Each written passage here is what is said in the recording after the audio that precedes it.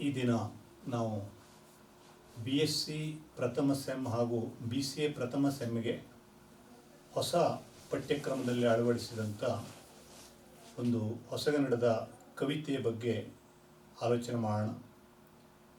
ಹೊಸಗನ್ನಡ ಕಾವ್ಯದ ಬೇರೆ ಬೇರೆ ಚಳುವಳಿಗಳ ಸಂದರ್ಭದಲ್ಲಿ ನಮಗೆ ಬಹಳ ಮುಖ್ಯವಾದಂಥ ಒಂದು ಚಳುವಳಿಯಾಗಿ ಕಾಣುವಂಥದ್ದು ಬಂಡಾಯ ದಲಿತ ಚಳುವಳಿ. ಬಂಡಾಯ ಮತ್ತು ದಲಿತ ಕೆಲವು ಸಾಮಾನ್ಯವಾದಂಥ ಲಕ್ಷಣಗಳನ್ನು ಹೊಂದಿದ್ರೂ ಕೂಡ ದಲಿತನ ವೈಯಕ್ತಿಕವಾದಂಥ ನೋವು ಸಂಕಟಗಳು ಬಂಡಾಯಕ್ಕಿಂತ ಭಿನ್ನವಾದಂಥ ಒಂದು ಅನುಭವವನ್ನೇ ಕಾವ್ಯದ ಅಭಿವ್ಯಕ್ತಿಯಲ್ಲಿ ಕವಿಗೆ ತಂದುಕೊಡುತ್ತು. ಆ ಕಾರಣದಿಂದ ಇವತ್ತು ನಾವು ತಾತ್ವಿಕವಾಗಿ ಬಂಡಾಯ ದಲಿತದ ಒಂದೇ ಅಂತ ಹೇಳಿದ್ರು ಕೂಡ ಅದು ಸೂಕ್ಷ್ಮವಾಗಿ ತನ್ನ ಅಭಿವ್ಯಕ್ತಿಯ ಕ್ರಮದಲ್ಲಿ ವಸ್ತುವನ್ನು ನೋಡುವ ಅನುಭವಿಸುವ ಕ್ರಮದಲ್ಲಿ ಭಿನ್ನವಾಗಿ ಇದೆ. ಹೊಸಗನ್ನಡ ಸಾಹಿತ್ಯದ ಒಂದು ಮುಖ್ಯ ಚಳುವಳಿಯಾದ ಬಂಡಾಯ ದಲಿತ ಸಾಹಿತ್ಯದ ಒಬ್ಬ ವಿಶಿಷ್ಟ ಕವಿ ಮೂಡ್ನಾಕೂಡು ಚಿನ್ನಸ್ವಾಮಿ. ಮೂಡ್ನಾಕೂಡು ಚಿನ್ನಸ್ವಾಮಿಯವರ ನಾನೊಂದು ಮರವಾಗಿದ್ದರೆ ಎನ್ನುವ ಕವಿತೆ ದಲಿತನ ನೋವನ್ನು, ಅವನ ಅಂತರಂಗದ ಅಳಲನ್ನು ನಮ್ಮ ಮುಂದೆ ಕಲಾತ್ಮಕವಾಗಿಡುವಂಥ ಒಂದು ಪುಟ್ಟ ಕವಿತೆ. ಕವಿತೆಯ ಶೀರ್ಷಿಕೆ ನಾನೊಂದು ಮರವಾಗಿದ್ದರೆ.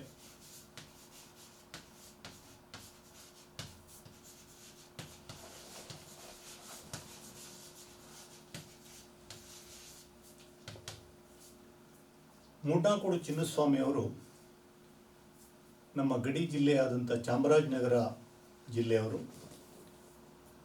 ಅವರು ಕನ್ನಡ ಮತ್ತು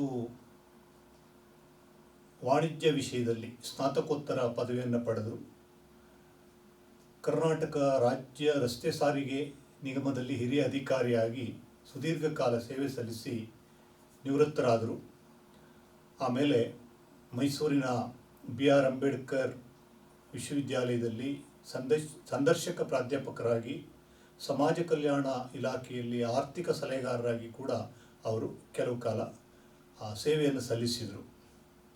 ಸದ್ಯ ಅವರು ದಲಿತ ಸಾಹಿತ್ಯದ ಅನೇಕ ಅತ್ಯುತ್ತಮವಾದಂಥ ಕಾವ್ಯವನ್ನು ಕನ್ನಡಕ್ಕೆ ಕೊಟ್ಟಿದ್ದಾರೆ.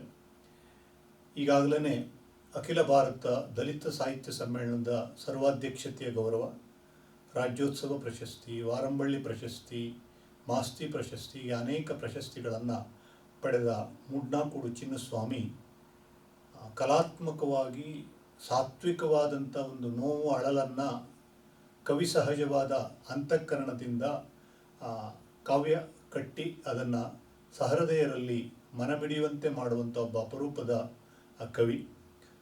ಅವರ ಇದೇ ಹೆಸರಿನ ಒಂದು ಸಂಕಲನ ಇದೆ, ನಾನೊಂದು ಮರವಾಗಿದ್ದರೆ ಅಂತ. ಆ ಒಂದು ಪ್ರಾತಿನಿಧಿಕ ಪುಟ್ಟ ಕವಿತೆಯನ್ನು ಪಠ್ಯಕ್ಕೆ ಅಳವಡಿಸಿದ್ದಾರೆ ಈಗ ಹೊಸ ಪಠ್ಯಕ್ರಮದಲ್ಲಿ. ಆ ಕವಿತೆಯ ಆಶಯವನ್ನು ಕವಿತೆಯೊಂದಿಗೆ ನಾವು ನೇರವಾಗಿ ಅಭ್ಯಾಸ ಮಾಡೋಣ. ಇಲ್ಲಿ ಕವಿತೆಯ ಶೀರ್ಷಿಕೆಯನ್ನು ನೀವು ಸ್ವಲ್ಪ ಗಮನಿಸಿ. ನಾನೊಂದು ಮರವಾಗಿದ್ದರೆ. ನಾನೊಂದು ಎನ್ನುವುದಕ್ಕೆ ನಾನು ಒಂದು ಎನ್ನುವಂಥ ಅರ್ಥ ಇದೆ. ನಾನು ಒಂದು ಮರ ಆದರೆ, ಮರ ಆಗಿದ್ದಿದ್ರೆ ಏನಾಗ್ತಾ ಇತ್ತು ಅಂತ. ಆಮೇಲೆ ಅದಕ್ಕೆ ಇನ್ನೊಂದು ಅರ್ಥವನ್ನು ನಾವು ಹಚ್ಚಬಹುದು. ನಾನು ನೊಂದುಕೊಂಡು ನೋವನ್ನು ಅನುಭವಿಸಿ ಮರ ಆಗಿದ್ದಿದ್ರೆ ಆ ನೋವಿಗೆ ಏನು ಉಪಶಮನ ಅಥವಾ ಪರಿಹಾರ ದೊರೆಯುತ್ತಾ ಇತ್ತು ಎನ್ನುವಂಥ ಒಂದು ಚಿಂತನೆ. ಸಾಮಾನ್ಯವಾಗಿ ನಾವು ಬಂಡಾಯ ದಲಿತ ಸಾಹಿತ್ಯ ಅಂದ ಕೂಡಲೇ ಅದು ಪ್ರತಿಭಟನೆಯ ಸಾಹಿತ್ಯ, ಆಕ್ರೋಶ ಅದರ ಜೀವಾಳ. ಹಾಗಾಗಿ ತುಂಬ ವಾಚ್ಯವಾಗಿ, ತುಂಬ ಬೈಗುಳಗಳ ಪದಗಳನ್ನು ಪ್ರಯೋಗಿಸ್ತಾ ವ್ಯವಸ್ಥೆ ವಿರುದ್ಧ ಕಿಡಿಕಾರುವ, ಸಿಡಿದೇಳುವಂಥ ರೋಷ ದ್ವೇಷಗಳನ್ನು ಕವಿತೆಯ ಸಾಲುಗಳಲ್ಲಿ ಅಭಿವ್ಯಕ್ತ ಮಾಡುವಂಥ ಸಾಹಿತ್ಯದ ಒಂದು ಬಗೆ ಅಂತ ಅಂದುಕೊಳ್ಳುತ್ತೇವೆ.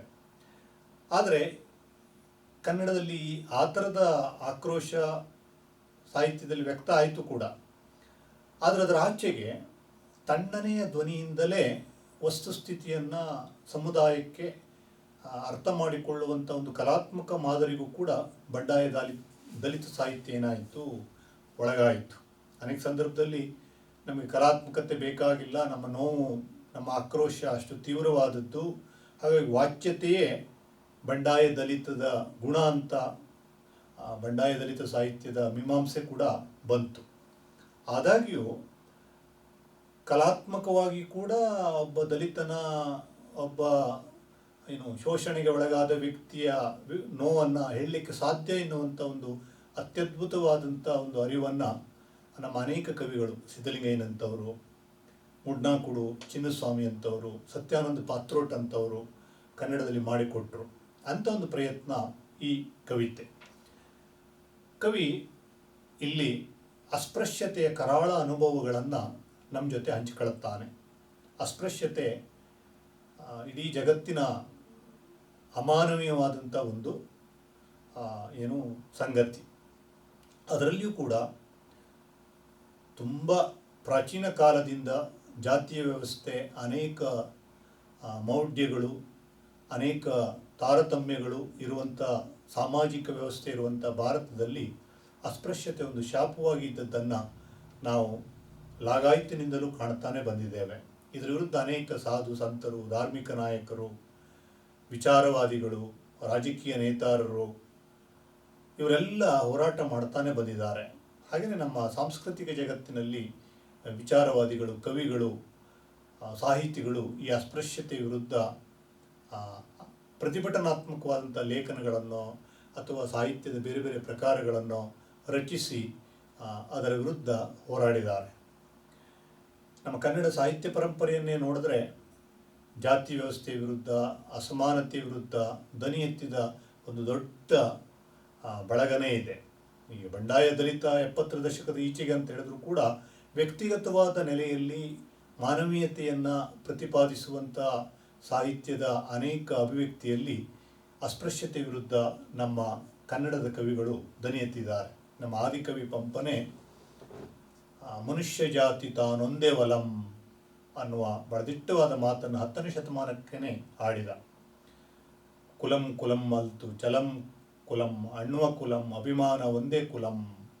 ಕುಲ ಎನ್ನುವುದು ನಿಜಕ್ಕೂ ಕುಲ ಅಲ್ಲ, ನಮ್ಮೊಳಗಿರುವ ಛಲ, ಇಚ್ಛಾಶಕ್ತಿ ಅದೇ ಕುಲ.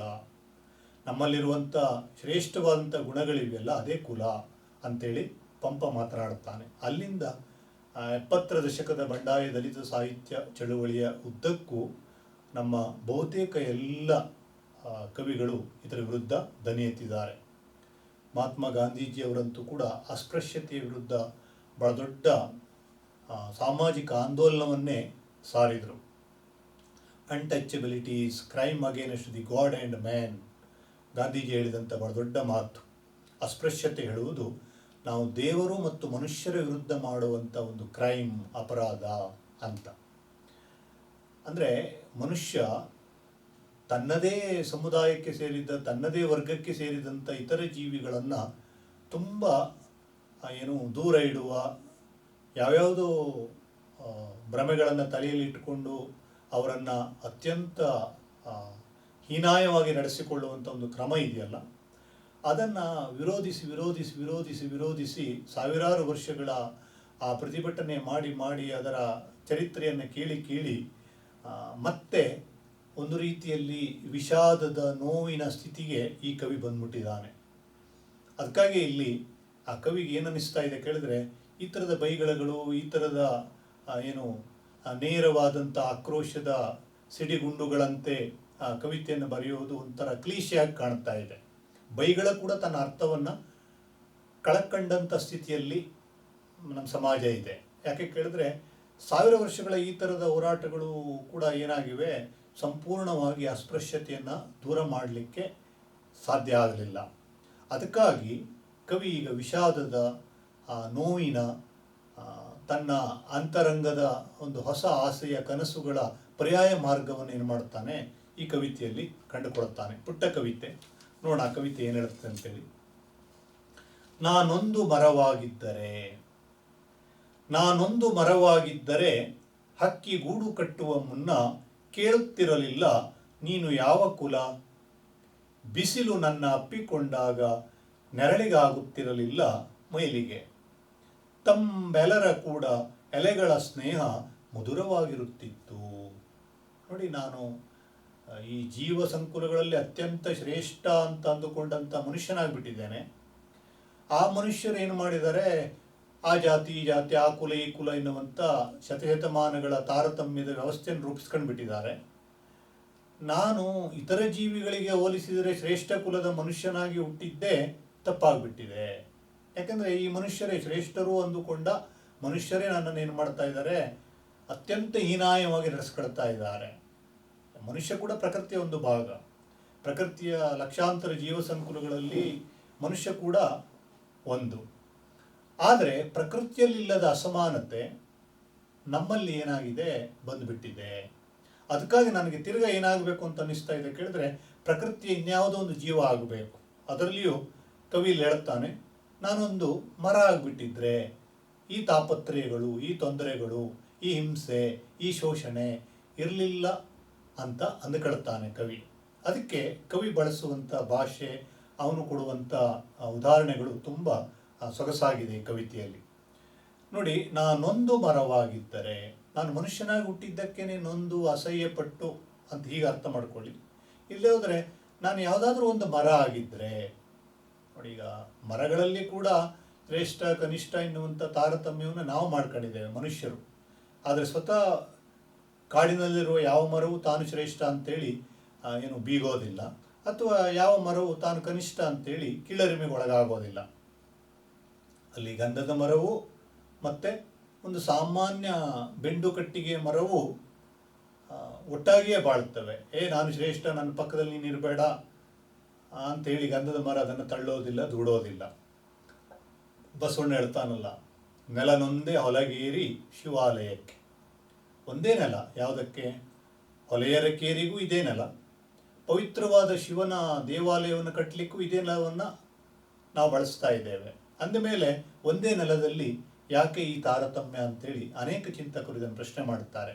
ಕವಿ ಇಲ್ಲಿ ನಾನು ಒಂದು ಮರ ಆಗಿದ್ದಿದ್ರೆ ಏನಾಗ್ತಾ ಇತ್ತು, ಸುಮ್ಮನೆ ಒಂದು ಕಲ್ಪನೆ ಮಾಡ್ಕೊಳ್ತಾನೆ. ದಲಿತನಾಗಿ, ನಾನೊಬ್ಬ ದಲಿತನಾಗುವಕ್ಕಿಂತ ನಿಸರ್ಗದಲ್ಲಿ ಒಂದು ಮರವಾಗಿ ಹುಟ್ಟಿ ಬೆಳೆದದ್ದಿದ್ದರೆ ಆವಾಗ ನನ್ನ ಸ್ಥಿತಿ ಏನಿರ್ತಿತ್ತು ಅಂಥೇಳಿ ಒಂದು ರೀತಿಯ ಪರೈಂಗಿತ ಪ್ರಜ್ಞೆಯೊಂದಿಗೆ ಒಬ್ಬ ದಲಿತ ಏನು ಮಾಡ್ತಾನೆ, ಯೋಚನೆ ಮಾಡ್ತಾನೆ. ಯಾಕೆ ಕೇಳಿದ್ರೆ, ಈ ಮನುಷ್ಯನಾಗಿ ನನಗೆ ಈ ಅಸಮಾನತೆ ವಿರುದ್ಧ ಹೋರಾಡಿ ಜಯಿಸಲಿಕ್ಕೇ ಸಾಧ್ಯ ಇಲ್ಲ.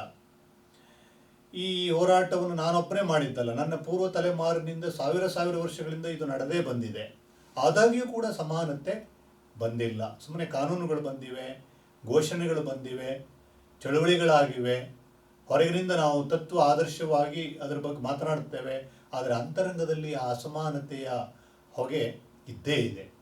ಅದರ ಬದಲಿಗೆ ನನಗೆ ಕಾಣ್ತಾ ಇರುವಂಥ ಪರ್ಯಾಯ ಮಾರ್ಗ ಯಾವುದಪ್ಪ ಅಂತ ಕೇಳಿದ್ರೆ, ನಾನು ಒಂದು ಮರ ಆಗಿಬಿಟ್ಟಿದ್ದಿದ್ರೆ ಏನಾಗ್ತಾ ಇತ್ತು ನೋಡಿ. ಕವಿ ಕಲ್ಪನೆ ಮಾಡ್ಕೊಳ್ತಾನೆ. ಹಕ್ಕಿ ಗೂಡು ಕಟ್ಟುವ ಮುನ್ನ ಕೇಳುತ್ತಿರಲಿಲ್ಲ ನೀನು ಯಾವ ಕುಲ.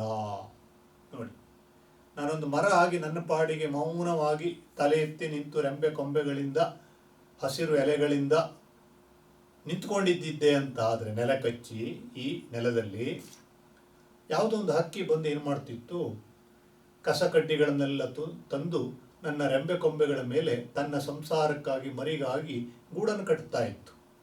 ಹಾಗೆ ಗೂಡು ಕಟ್ಟುವ ಮುನ್ನ ಅಯ್ಯೋ ನಾನು ಶ್ರೇಷ್ಠ ಹಕ್ಕಿ, ಇದು ದಲಿತ ಮರವೋ ಏನೋ, ಈ ದಲಿತ ಮರದ ಮೇಲೆ ಗೂಡು ಕಟ್ಟಿಬಿಟ್ರೆ ನಾನು, ನನ್ನ ಮಕ್ಕಳು, ನನ್ನ ಸಂಸಾರ ಎಲ್ಲ ಮೈಲಿಗೆ ಆಗಿಬಿಡುತ್ತದೆ ಅಂತ ಅದು ಅಂದುಕೊಳ್ತಾ ಇರಲಿಲ್ಲ. ಇವತ್ತು ಮನೆ ಕಟ್ಟುವ ಸಂದರ್ಭದಿಂದ ಹಿಡಿದು ಎಲ್ಲ ಸಂದರ್ಭದಲ್ಲಿಯೂ ಕೂಡ ನಾವೇನು ಮಾಡ್ತೇವೆ, ಪರಿಸರ ಯಾವುದು, ನೆರೆಹೊರೆ ಯಾವುದು, ಅದು ದಲಿತರಿದ್ದಾರೋ, ಸವರ್ಣೀಯರಿದ್ದಾರೋ, ಮೇಲ್ವರ್ಗದವರಿದ್ದಾರೋ, ಕೆಳವರ್ಗದವರಿದ್ದಾರೋ, ಈ ಥರ ನಾವೇನು ಮಾಡ್ತೇವೆ, ಯೋಚನೆ ಮಾಡ್ತೇವೆ. ನಮ್ಮ ಪಾವಿತ್ರ್ಯತೆಗೆ ಭಂಗ ಬರ್ತದಾ? ಆಹಾರ, ಜಾತಿ, ಜೀವನ ಕ್ರಮ ಇವೆಲ್ಲವುಗಳಲ್ಲಿ ತನ್ನದೇ ಆದಂಥ ಅನೇಕ ಅಸಮಾನತೆಗಳ ದೊಡ್ಡ ಕಂದಕವನ್ನು ಮನುಷ್ಯ ನಿರ್ಮಿಸಿಕೊಂಡಿದ್ದಾನೆ. ಆದರೆ ಒಂದೇ ಕಾಡಿನಲ್ಲಿ ಯಾವೆಲ್ಲ ಮರಗಳು, ಯಾವೆಲ್ಲ ಜೀವಿಗಳು, ಯಾವೆಲ್ಲ ವೈವಿಧ್ಯಮಯವಾದಂಥ ಜೀವ ಸಂಕುಲಗಳು ಒಟ್ಟಾಗಿ ಬಾಳ್ತಾ ಇವೆ, ಸಹಬಾಳ್ವೆ ನಡೆಸ್ತಾ ಇದೆ ನೋಡಿ. ಆಗ ನೋಡಿದ್ರೆ ಗಿಡಗಳ ಸಮುದಾಯಕ್ಕೆ ಸೇರಿದಂಥ ಅನೇಕ ಗಿಡಗಳು, ಇನ್ಯಾವುದೋ ಒಂದು ಪಕ್ಷಿ ಸಮುದಾಯಕ್ಕೆ ಸೇರಿದಂಥ ಒಂದು ಪಕ್ಷಿ ಗಿಡದ ಮೇಲೆ ಬಂದು ಅದು ಈಗ ಸಸ್ಯದ ವರ್ಗಕ್ಕೆ ಸೇರಿದ್ದೇ ಅಲ್ಲ, ಪಕ್ಷಿ ವರ್ಗ ಬೇರೆ, ಸಸ್ಯ ವರ್ಗ ಬೇರೆ. ಆದರೆ ಆ ಸಸ್ಯದ ಮರದ ರೆಂಬೆ ಕೊಂಬೆಗಳ ಮೇಲೆ ಒಂದು ಹಕ್ಕಿ ಬಂದು ಗೂಡು ಕಟ್ಟಲಿಕ್ಕೆ ಆರಂಭ ಮಾಡುವ ಮುನ್ನ, ಓ ಮರವೇ ನಿನ್ನ ಕುಲ ಯಾವುದು ಅಂತೇಳಿ ಹಕ್ಕಿ ಕೇಳ್ತಾ ಇರಲಿಲ್ಲ. ಅದೇ ನಾನು ಮನುಷ್ಯನಾಗಿದ್ದರೆ ಮತ್ಯಾವುದೋ ಒಂದು ಮನುಷ್ಯ ಬಂದು ನನ್ನ ಪಕ್ಕದಲ್ಲಿ ಒಂದು ಮನೆ ಕಟ್ಕೋಬೇಕು ಅಂತ ಆದರೆ ನಿಮ್ಮದು ಯಾವ ಜಾತಿ ಅಂತ ನೇರವಾಗಿ ಕೇಳುತ್ತಿದ್ದ, ಅಥವಾ ಪರೋಕ್ಷವಾಗಿ ಆದರೂ ತಿಳ್ಕೊಂಡು ಆ ಜಾಗವನ್ನು ಅವನು ಮನೆ ಕಟ್ಟಲಿಕ್ಕೆ ಯೋಗ್ಯನಾ ಅಲ್ಲವಾ ಅಂತೇಳಿ ಆಯ್ಕೆ ಮಾಡಿಕೊಡ್ತಿದ್ದೋ ಏನೋ. ಇದು ಮನುಷ್ಯನ ಏನು ಸಂಕುಚಿತತೆ. ಅದಕ್ಕಾಗಿಯೇ ಕವಿಗೆ ಇದು ಹೇಸಿಕೆಯಾಗಿ ಅವನು ಹೇಳ್ತಾ ಇದ್ದಾನೆ, ನಾನೊಂದು ಮರವಾಗಿದ್ದರೆ ಹಕ್ಕಿ ಗೂಡು ಕಟ್ಟುವ ಮುನ್ನ ಕೇಳುತ್ತಿರಲಿಲ್ಲ ನೀನು ಯಾವ ಕುಲ. ಯಾಕಂದ್ರೆ ನನ್ನ ರೆಂಬೆ ಕೊಂಬೆಗಳ ಮೇಲೆ ಗೂಡು ಕಟ್ಟಬೇಕಲ್ಲ, ಮರವನ್ನು ಸ್ಪರ್ಶಿಸದೇನೆ ಗೂಡನ್ನು ಕಟ್ಟಲಿಕ್ಕೆ ಸಾಧ್ಯನೇ ಇಲ್ಲ. ಅದಕ್ಕಾಗಿ ಸ್ಪರ್ಶಿಸಿದ್ರೆ ಮೈಲಿಗೆ ಆಗ್ತಲ್ಲ, ಅದಕ್ಕಾಗಿ ಅದು ಹಕ್ಕಿ ಕೇಳ್ತಾ ಇರಲಿಲ್ಲ. ಯಾಕೆಂದರೆ ಹಕ್ಕಿಗೆ ಸಂರಕ್ಷಣೆಗೆ ತನ್ನ ಮರಿ ಕಣ್ಬಿಟ್ಟು ರೆಕ್ಕೆ ಬಲಿಯುವವರೆಗೆ ಗೂಡಿನ ಅವಶ್ಯಕತೆ ಇದೆ. ಮನುಷ್ಯನ ಹಾಗೆ ಹಕ್ಕಿಯ ಗೂಡು ಮನುಷ್ಯನ ಪ್ರತಿಷ್ಠೆ, ಜಾತಿ, ಧರ್ಮ, ಮತ, ಅವನ ಏನು ಮೇಲು ಕೀಳು ಎನ್ನುವಂಥ ತಾರತಮ್ಯದ ಯಾವುದರ ಸಂಕೇತವಾಗಿಯೂ ಮನೆ ಇಲ್ಲ. ನಮಗೆ ಮನೆ ಕಟ್ಟುವಾಗಲೂ ಕೂಡ ಮತ, ಧರ್ಮ, ಬಣ್ಣ, ಜಾತಿ, ಸ್ವರೂಪಗಳ ಏನಿದೆ ಚಹರೆಗಳಿವೆ ಮನುಷ್ಯ ಜಗತ್ತಿಗೆ. ಆದರೆ ಪಕ್ಷಿಗೆ ಅದು ಯಾವುದೂ ಇಲ್ಲ. ಅದಕ್ಕೆ ಮರಿ ಮೊಟ್ಟೆ ಇಟ್ಟು ಮರಿ ಒಡೆದು ಅದು ರೆಕ್ಕೆ ಬಲಿಯವರೆಗೆ ಮಾತ್ರ ಅದನ್ನು ಅದು ಆಶ್ರಯವಾಗಿ ಬೆಳೆಸ್ಕೊಳ್ತದೆ. ಆಮೇಲೆ ಮರಿಗೂ ಗೂಡು ಬೇಡ, ತಾಯಿಗೂ ಗೂಡು ಬೇಡ. ಆದಾಗ್ಯೂ ಕೂಡ ಅದು ಗೂಡು ಕಟ್ಟುವಾಗ ನನ್ನ ಜಾತಿ, ಮತ, ಕುಲ ಯಾವುದು ಅಂತೇಳಿ ಕೇಳ್ತಾ ಇರಲಿಲ್ಲ. ನಾನು ಸಮಾಧಾನದಿಂದ ಏನು ಮಾಡ್ತಿದ್ದೆ, ಖುಷಿ ಪಡ್ತಾ ಇದ್ದೆ. ನನ್ನ ಎದೆಯ ಮೇಲೆ ಇನ್ನೊಂದು ಜೀವ ಬಂದು ಸಂಸಾರ ಹೂಡಿದೆ, ಗೂಡು ಕಟ್ಟಿದೆ ಅಂಥೇಳಿ ನಾನೇನು ಮಾಡ್ತಿದ್ದೆ, ಅದರ ಗೂಡಿಗೆ ನಾನು ಆಸರೆ ಆದನಲ್ಲ ಅಂಥೇಳಿ ಧನ್ಯತೆಯ ಭಾವವನ್ನು ತಾಳ್ತಾ ಇದ್ದಿದ್ದೆ. ಒಂದು ವೇಳೆ ನಾ ಮರ ಆಗಿದ್ದಿದ್ರೆ, ದಲಿತನಾಗುವ ಬದಲಿಗೆ ಮರ ಆಗಿದ್ದಿದ್ರೆ. ಆಮೇಲೆ ಬಿಸಿಲು ನನ್ನ ಅಪ್ಪಿಕೊಂಡಾಗ ನೆರಳಿಗಾಗುತ್ತಿರಲಿಲ್ಲ ಮೈಲಿಗೆ. ನೋಡಿ ಎಷ್ಟು ಚೆನ್ನಾಗಿ ಹೇಳ್ತಾನೆ ಕವಿ ಅಂತ. ಮರ ಬಯಲಲ್ಲಿರ್ತದೆ, ಬಿಸಿಲು ಮರದ ಮೇಲೆ ಬಿದ್ದಾಗ ಆ ಬಿಸಿಲನ್ನು ಮರ ಏನು ಮಾಡ್ತದೆ, ಹೀರಿಕೊಳ್ಳುತ್ತದೆ. ಸೂರ್ಯಕಿರಣಗಳನ್ನು ಎಲೆಗಳು ಹೀರಿಕೊಂಡು ಪತ್ರ ಹರಿತ್ತಿನ ಸಹಾಯದಿಂದ ತನ್ನ ಆಹಾರವನ್ನು ಉತ್ಪಾದಿಸಲಿಕ್ಕೆ ಅದು ಬಿಸಿಲನ್ನು ಬಳಸಿಕೊಳ್ಳುತ್ತದೆ. ಬಿಸಿಲನ್ನು ಹೀರಿಕೊಂಡ ಗಿಡ ತಾನು ಬಿಸಿಲನ್ನು ಉಣ್ಣುತ್ತಾ ತನ್ನ ಅಡಿಗೆ ಏನು ಮಾಡ್ತದೆ, ನೆರಳನ್ನು ಕೊಟ್ಟು ಅನೇಕ ಜೀವಿಗಳಿಗೆ ತಂಪನ್ನು, ಆಸರೆಯನ್ನು, ವಿಶ್ರಾಂತಿಯನ್ನು ಕೊಡುತ್ತದೆ. ಆದರೆ ಒಂದು ವೇಳೆ ನಾನು ಅಸ್ಪೃಶ್ಯನಾಗಿಯೇ ಇದ್ದಿದ್ದರೆ ನನ್ನ ನೆರಳಿನಲ್ಲಿ ಯಾರೂ ಬರ್ತಾ ಇರಲಿಲ್ಲ. ನನ್ನ ನೆರಳು ಸೋಂಕಬಾರದು ಅಂತೇಳಿ ಏನು ಮಾಡ್ತಾ ಇತ್ತು, ಈ ಅಸ್ಪೃಶ್ಯತೆಯ ಮಡಿಮೇಲಿಗೆಯ ಸಮಾಜ ನನ್ನ ಕಂಡ್ರೇ ದೂರ ಓಡ್ತಾ ಇತ್ತು. ಆದರೆ ಈಗ ನಾನು ಮರ ಆಗಿದ್ದೇನೆ ಅಂತ ಆದರೆ ಬಿಸಿಲು ಕೂಡ ಏನು ಮಾಡೋದಿಲ್ಲ, ಹಿಂದೆ ಸರಿಯೋದಿಲ್ಲ. ನೋಡಿ, ಬಿಸಿಲು ನನ್ನ ಅಪ್ಪಿಕೊಂಡಾಗ ನೆರಳಿಗಾಗುತ್ತಿರಲಿಲ್ಲ ಮೈಲಿಗೆ. ಆ ಬಿಸಿಲನ್ನು ನಾನು ಹೀರ್ಕೊಂಡು ನನ್ನ ಅಡಿಗೆ ನಾನು ನೆರಳನ್ನು ಕೊಡ್ತಿದ್ನಲ್ಲ, ಆ ನೆರಳು ಮೈಲಿಗೆ ಅಂಥೇಳಿ ಯಾರೂ ಹೇಳ್ತಾ ಇರಲಿಲ್ಲ. ಆ ನೆರಳಿನಲ್ಲಿ ಇವತ್ತು ನಾವು ಕೆಲವೊಂದು ಮರವನ್ನು ನಾವು ನಮ್ಮ ಉಪಯೋಗಕ್ಕಾಗಿ ಶ್ರೇಷ್ಠ ಕನಿಷ್ಠ ಅಂತ ಹೇಳ್ಬೋದು, ಅದರ ಕಟ್ಟಿಗೆಯ ಸ್ವರೂಪಕ್ಕೆ ಅನುಗುಣವಾಗಿ. ಆದರೆ ನೆರಳಿನ ದೃಷ್ಟಿಯಲ್ಲಿ ಇದು ಹೀನ ಕುಲದ ಮರ, ಇದರ ನೆರಳಿನಲ್ಲಿ ಇರಬಾರ್ದು, ಇದು ಶ್ರೇಷ್ಠ ಕುಲದ ಮರ, ಅದರ ನೆರಳಿನಲ್ಲಿ ಮಾತ್ರ ಇರಬೇಕು. ಆ ಥರದ ತಾರತಮ್ಯವನ್ನು ಯಾವ ಜೀವಿಗಳು ಮಾಡೋದಿಲ್ಲ, ಮನುಷ್ಯರು ಮಾಡೋದಿಲ್ಲ. ಮನುಷ್ಯನ ಜೊತೆ ಮಾಡ್ತಾನೆ ಬಿಟ್ಟರೆ ಇತರ ಜೀವ ಸಂಕುಲಗಳ ಜೊತೆ ಮಾಡೋದಿಲ್ಲ. ಅಸ್ಪೃಶ್ಯತೆ ಮನುಷ್ಯರ ನಡುವೆ ಇದೆ, ಮನುಷ್ಯ ಮತ್ತು ಇತರ ಪ್ರಾಣಿ ಪಕ್ಷಿಗಳ ಜೊತೆಗೆ ಅಷ್ಟು ಅಸ್ಪೃಶ್ಯತೆಯನ್ನು ಮನುಷ್ಯ ತೋರೋದಿಲ್ಲ. ನೋಡಿ, ಇದು ಬಹಳ ದೊಡ್ಡ ದುರಂತ. ನಾಯಿಯನ್ನು ಮನೆಯ ಒಳಗಡೆ ಮನೆಯ ಸದಸ್ಯರಂತೆ ಸಾಕಿ ಸಲಹುವಂಥ ಪ್ಯಾಷನ್ ಇದೆ ಈ ಕಾಲಕ್ಕೆ. ಆದರೆ ಮನುಷ್ಯನನ್ನು ಇನ್ನೂ ಅಸ್ಪೃಶ್ಯತೆಯ ಕಾರಣಕ್ಕೆ ಒಳಕ್ಕೆ ಬಿಡದ ಏನಿದೆ ಸಂಪ್ರದಾಯ ಇದೆ. ಅದಕ್ಕೆ ಇಲ್ಲಿ ಕವಿ ಹೇಳ್ತಾನೆ, ಬಿಸಿಲು ನನ್ನ ಅಪ್ಪಿಕೊಂಡಾಗ ನೆರಳಿಗಾಗುತ್ತಿರಲಿಲ್ಲ ಮೈಲಿಗೆ. ಈ ಮೈಲಿಗೆಗೆ ನೆರಳು ಈಡಾಗ್ತಾ ಇರಲಿಲ್ಲ. ತಂಬೆಲರ ಕೂಡ ಎಲೆಗಳ ಸ್ನೇಹ ಮಧುರವಾಗಿರುತ್ತಿತ್ತು. ನೋಡಿ, ಎಲೆ ಏನು ಮಾಡ್ತದೆ, ಬಿಸಿಲನ್ನು ಹೀರಿಕೊಂಡು ಗಾಳಿಯನ್ನು ಹೀರಿಕೊಂಡು ತನ್ನ ನೆರಳಿನಲ್ಲಿ ಆ ಗಾಳಿಯನ್ನು ತಣಿಸಿ ತಂಗಾಳಿ ಸೂಸುವಂತೆ ತನ್ನ ಅಡಿಗೆ ಬಂದವರಿಗೆ ಹಿತವನ್ನು ಉಂಟು ಮಾಡುವಂಥ ಕೆಲಸವನ್ನು ಮರ ಮಾಡುತ್ತದೆ. ತಾನು ಬಿಸಿಲಿನಲ್ಲಿ ಬೆಳಗಿಂದ ಸಂಜೆವರೆಗೂ ಸುಟ್ಟುಕೋತ ಆದಾಗ್ಯೂ ಅದಕ್ಕೆ ತೃಪ್ತಿ ಯಾವಾಗಿದೆ ಕೇಳಿದ್ರೆ, ಎಲ್ಲರೂ ಬಂದು ನನ್ನನ್ನು ಪ್ರೀತಿಯಿಂದ ಗೂಡು ಕಟ್ಟಿ ನನ್ನ ಮೈಯನ್ನು ಬಳಸ್ಕೊಂಡು ಗೂಡು ಕಟ್ಟಿಕೊಳ್ಳೋದು, ನನ್ನ ನೆರಳಿಗೆ ಬಂದ್ಕೊಂಡು ಮಕ್ಕಳ ಆಟ ಆಡೋದು, ಮುದುಕರು ವಿಶ್ರಾಂತಿ ಹೊಂದೋದು, ದಣಿದು ಬಂದವರಿಗೆ ನಾನು ಆಸರೆ ಆಗ್ತಾ ಇದ್ದೀನಲ್ಲ ಎನ್ನುವಂಥ ಧನ್ಯತೆ ಮರಕ್ಕೆ ಬರ್ತದೆ. ಅಲ್ಲಿ ಅಸ್ಪೃಶ್ಯತೆಯ ಏನಿಲ್ಲ, ಅವಾಂತರಗಳಿಲ್ಲ. ಅದಕ್ಕೇನೆ ಕವಿ ಹೇಳ್ತಾನೆ, ತಂಬೆಲರ ಕೂಡ, ತಂಪಾದ ಎಲರು, ತಂಬೆಲರು ಗಾಳಿ,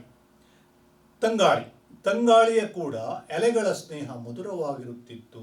ನೋಡಿ, ನಾನು ಬಿಟ್ಟ ನನ್ನ ರೆಂಬೆ ಕೊಂಬೆಗಳಿಗೆ ಬಿಟ್ಟಂಥ ಎಲೆಗಳು ತಂಪಾದ ಗಾಳಿಯ ಜೊತೆಗೆ ಮಧುರ ಬಾಂಧವ್ಯವನ್ನು ಪಡ್ಕೊಂಡು ಗಾಳಿಯನ್ನು ತಣಿಸಿ ಏನು ಮಾಡ್ತಿತ್ತು, ಬಂದವರಿಗೆ, ನೆರಳಿಗೆ ಆಸರೆಯಾಗಿ ಬಂದವರಿಗೆ ತಂಗಾಳಿಯನ್ನು ಉಣಿಸ್ತಾ ಇತ್ತು. ಇದು ಈ ಮರಕ್ಕೆ ತಾಗಿದ ಗಾಳಿ, ಇದು ಈ ಮರದ ಎಲೆಯ ಸೋಂಕಿನಿಂದ ಬೀಸ್ತಾ ಇರುವಂಥ ಗಾಳಿ ಅಂತೇಳಿ ಯಾರು ಏನು ಮಾಡ್ತಾ ಇರಲಿಲ್ಲ, ನನ್ನನ್ನು ಮೈಲಿಗೆ ಅಸ್ಪೃಶ್ಯ ಅಂತೇಳಿ ದೂರ ತಳ್ಳುತ್ತಾ ಇರಲಿಲ್ಲ. ಆಮೇಲೆ ಮುಂದುವರೆದು ಹೇಳ್ತಾನೆ ನೋಡಿ, ಮಳೆಯ ಹನಿಗಳು ನಾನು ಶ್ವಪಚನೆಂದು ಹಿಂದೆ ಸರಿಯುತ್ತಿರಲಿಲ್ಲ. ಅಕಸ್ಮಾತ್ ನಾನು ಮರ ಆಗಿ ನೆಲಕಚ್ಚಿ ನಿಂತು ಒಂದು ಕಡೆ ಇದ್ದಿದ್ದೆ ಅಂತಾದರೆ, ಮೋಡಗಳಾಗಿ ಮಳೆ ಸುರಿತಾ ಇದ್ದರೆ, ಆ ಮಳೆಯ ಹನಿಗಳು ಇಡೀ ಭೂಮಿಯ ಮೇಲೆಲ್ಲ ಬೀಳ್ತಾ ಇರುವಾಗ, ಇದೊಂದು ಅಸ್ಪೃಶ್ಯ ಕುಲದ ಮರ, ದಲಿತ ಕುಲದ ಮರ, ಇದರ ಮೈಗೆ ನನ್ನ ಹನಿ ಸೋಂಕ್ಬಿಟ್ರೆ ನಾನೇನಾಗ್ತೇನೆ, ಅಪವಿತ್ರನಾಗ್ತೇನೆ ಅಂತೇಳಿ ಆ ಮಳೆ ಹನಿ ಏನು ಮಾಡ್ತಾ ಇರಲಿಲ್ಲ, ವಿಚಾರ ಮಾಡ್ತಾ ಇರಲಿಲ್ಲ. ನೋಡಿ, ಕವಿ ಹೇಳ್ತಾನೆ, ಎಷ್ಟು ನೋವಿನಿಂದ ಹೇಳುವ ಮಾತು ಇದು. ಅದಕ್ಕೆ ನಾನು ಹೇಳಿದೆ, ಆಕ್ರೋಶ, ನೋವಾಗಿ, ವಿಷಾದವಾಗಿ ಕವಿಗೆ ನಾನು ಹೀಗಾದರೂ ಆಗಿ ಹುಟ್ಟಬೇಕಾಗಿತ್ತು. ನೋಡಿ, ಈಗ ನಾವು ಧರ್ಮಶಾಸ್ತ್ರ ಪರಂಪರೆಯ ಮೂಲಕ ಮನುಷ್ಯ ಜನ್ಮ ಭಾಳ ದೊಡ್ಡದು, ಎಷ್ಟೋ ಜನ್ಮಗಳ ಪಾಪದ ನಂತರ ಮನುಷ್ಯ ಜನ್ಮಕ್ಕೆ ನಾವು ಬರ್ತೇವೆ, ಮನುಷ್ಯ ಜನ್ಮ ಪೂರ್ವ ಜನ್ಮಾಂತರಗಳ ಪಾಪವನ್ನು ಕಳೆದು ಆಮೇಲೆ ಪುಣ್ಯದ ಫಲವಾಗಿ ದೊರಕುವಂಥ ಜನ್ಮ, ಹೀಗೆಲ್ಲ ನಮ್ಮ ನಂಬಿಕೆಗಳಿವೆ, ಧಾರ್ಮಿಕವಾದಂಥ ಸಾಮಾಜಿಕವಾದಂಥ ನಂಬಿಕೆಗಳಿವೆ. ಇದು ಸಾಮಾನ್ಯ ವರ್ಗದ ವ್ಯಕ್ತಿಗೆ ಆಗಿರಬಹುದು, ಆದರೆ ಒಬ್ಬ ದಲಿತನಿಗೆ ನಾನು ಯಾಕೆ ಮನುಷ್ಯನಾಗಿ ಹುಟ್ಟಿದೆ ಎನ್ನುವಂಥ ನೋವು ಕಾಡುತ್ತಲ್ಲ. ಈ ಅಸ್ಪೃಶ್ಯತೆಯ ಕ್ರೂರ ಸಮಾಜ ತನ್ನನ್ನು ಇರಿದು ನೋಡ್ತಾ ಇರುವಾಗ, ಅದಕ್ಕಾಗಿ ಕವಿ ಆ ವಿಷಾದವನ್ನು ಏನು ಮಾಡ್ತಾನೆ, ಪ್ರಕೃತಿಯ ಕಡೆಗೆ ಹೊರಳಿಸ್ತಾನೆ. ಪ್ರಕೃತಿಯಲ್ಲಿ ಅನೇಕ ಜೀವ ಸಂಕುಲಗಳಿವೆಯಲ್ಲ, ಕೊನೆ ಪಕ್ಷ ಮಾತಿಲ್ಲದ ತನ್ನ ಪಾಡಿಗೆ ತಾನು ನಿಂತಲ್ಲೇ ಬೇರು ಬಿಟ್ಟು ರೆಂಬೆ ಕೊಂಬೆಗಳಿಂದ, ಹಸಿರೆಲೆಗಳಿಂದ ಪರೋಪಕಾರಿಯಾಗಿ ಒಂದಿಷ್ಟು ಕಾಲ ಸಾರ್ಥಕ ಬದುಕನ್ನು ಕಳ್ಕೊಂಡು ಹೋಗ್ತದಲ್ಲ ಮರ, ಅಂತ ಮರನೇ ನಾನಾಗ್ಬಿಟ್ಟಿದ್ದಿದ್ರೆ ಒಳ್ಳೆಯದಾಗಿತ್ತಲ್ಲ ಅಂತೇಳಿ ಕವಿಗೆ ಅನ್ನಿಸ್ತದೆ. ನೋಡಿ, ಅವನು ಹೇಳ್ತಾನೆ, ಮಳೆಯ ಹನಿಗಳು ನಾನು ಶ್ವಪಚನೆಂದು. ಶ್ವಪಚ ಅಂದರೆ ಕೀಳು ಕುಲದವನು, ಹೀನ ಕುಲದವನು. ಅದರ ವಾಚ್ಯಾರ್ಥ ನಾಯಿಯ ಮಾಂಸವನ್ನು ತಿನ್ನುವವ ಅನ್ನುವಂಥ ಅರ್ಥ ಕೂಡ ಇದೆ.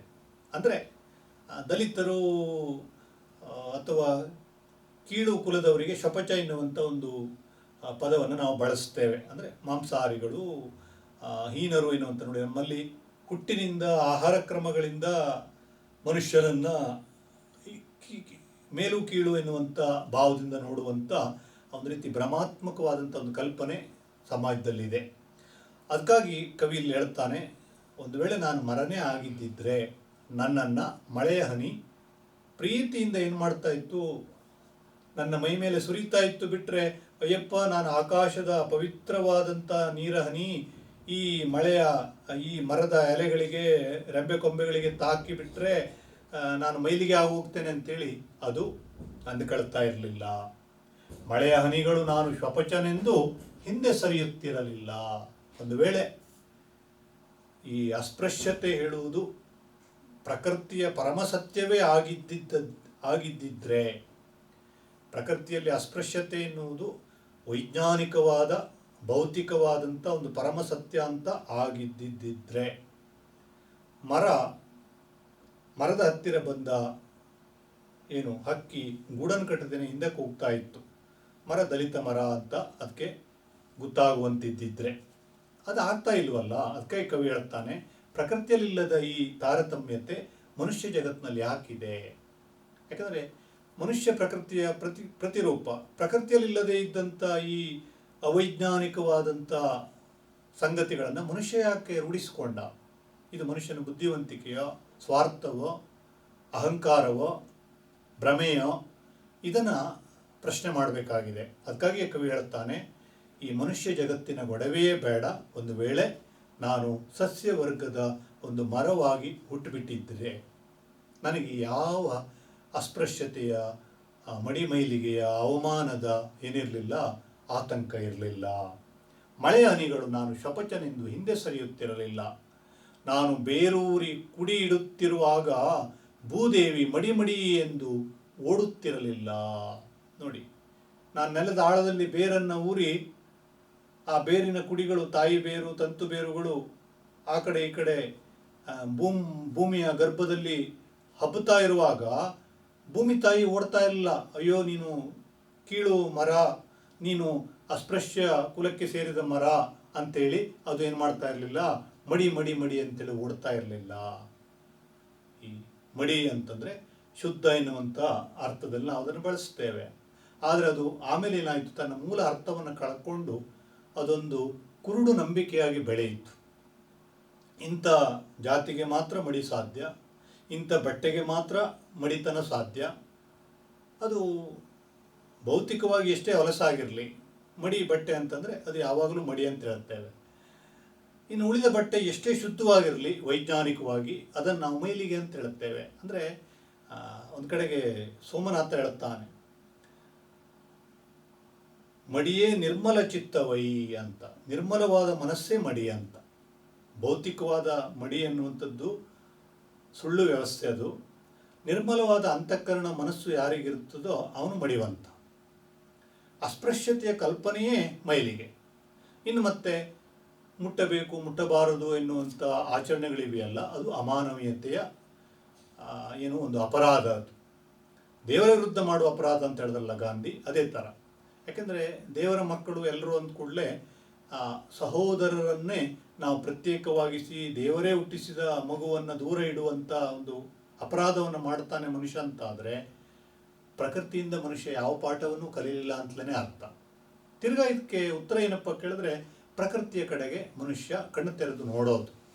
ಮರದ ಕಡೆ ನೋಡಿ, ಮರವನ್ನು ಹಕ್ಕಿಗಳು ಹೇಗೆ ಮುಟ್ಟುತ್ತವೆ, ಮಳೆ ಹನಿಗಳು ಹೇಗೆ ಸ್ಪರ್ಶಿಸ್ತವೆ, ಗಾಳಿ ಹೇಗೆ ತಬ್ಬಿಕೊಡುತ್ತದೆ ಮರವನ್ನು, ನೆಲ ಹೇಗೆ ಬೇರನ್ನು ಹೀರಿಕೊಡುತ್ತದೆ ಮರದ್ದು, ಇವೆಲ್ಲವನ್ನು ನೋಡಿದ್ರೆ, ಅಂದರೆ ಪ್ರಕೃತಿಯ ಒಂದು ಮರವನ್ನು ನೀವು ಇತರ ಜೀವ ಸಂಕುಲಗಳು ಆ ಮರವನ್ನು ಹೇಗೆ ಸ್ಪಂದಿಸ್ತಾ ಇವೆ ಅಂತ ನೋಡಿದ್ರೆ, ಮನುಷ್ಯ ಜಗತ್ತಿನ ಅಸ್ಪೃಶ್ಯತೆಗೆ ನಮಗೆ ಕಾರಣ ಏನು, ಅದಕ್ಕೆ ಅದು ಸತ್ಯವೋ ಅಥವಾ ಭ್ರಮೆಯೋ ಎನ್ನುವುದು ಅರಿವಿಗೆ ಬರ್ತಾ ಹೋಗ್ತದೆ. ಅದಕ್ಕೆ ಕವಿ ಹೇಳುತ್ತಾನೆ, ನಾನು ಮರ ಆಗಿಬಿಟ್ಟಿದ್ದರೆ ಈ ಯಾವ ಆತಂಕಗಳೂ ಇರಲಿಲ್ಲ.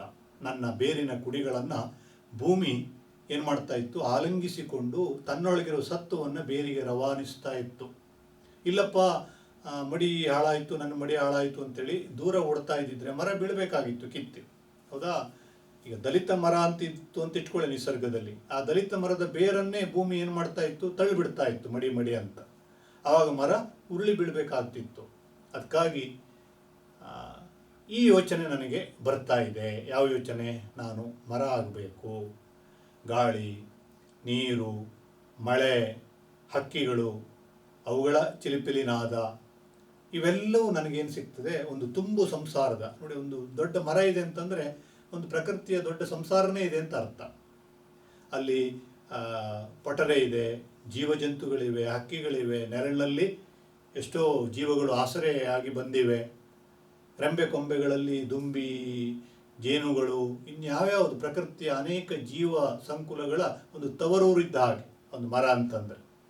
ಅಂಥ ಮರಕ್ಕೆ ಅಸ್ಪೃಶ್ಯತೆಯ ಏನಿಲ್ಲ, ಯಾವ ನೋವು ಇಲ್ಲ, ವೇದನೆಯೂ ಇಲ್ಲ. ಆದರೆ ಮನುಷ್ಯನಿಗಿದೆಯಲ್ಲ, ಅದಕ್ಕಾಗಿ ನಾನು ಈ ಥರ ಯೋಚನೆ ಮಾಡ್ತಾ ಇದ್ದೇನೆ ಅಂತೇಳಿ ಕವಿ ಏನು ಮಾಡ್ತಾನೆ, ಈ ಮನುಷ್ಯ ಜಗತ್ತಿನ ಈ ಮಡಿಮೈಲಿಗೆ ಸಂಬಂಧವನ್ನೇ ನಿರಾಕರಿಸಿ ಪ್ರಕೃತಿ ತತ್ವದ ಅಡಿಯಲ್ಲಿ ಸಾಂತ್ವನವನ್ನು ತನಗೆ ತಾನೇ ಪಡ್ಕೊಳ್ತಾ ಹೋಗ್ತಾನೆ. ಮತ್ತೆ ಕವಿತೆಯ ಮುಂದಿನ ಭಾಗವನ್ನು ಮುಂದಿನ ತರಗತಿಯಲ್ಲಿ ಮುಂದುವರಿಸೋಣ.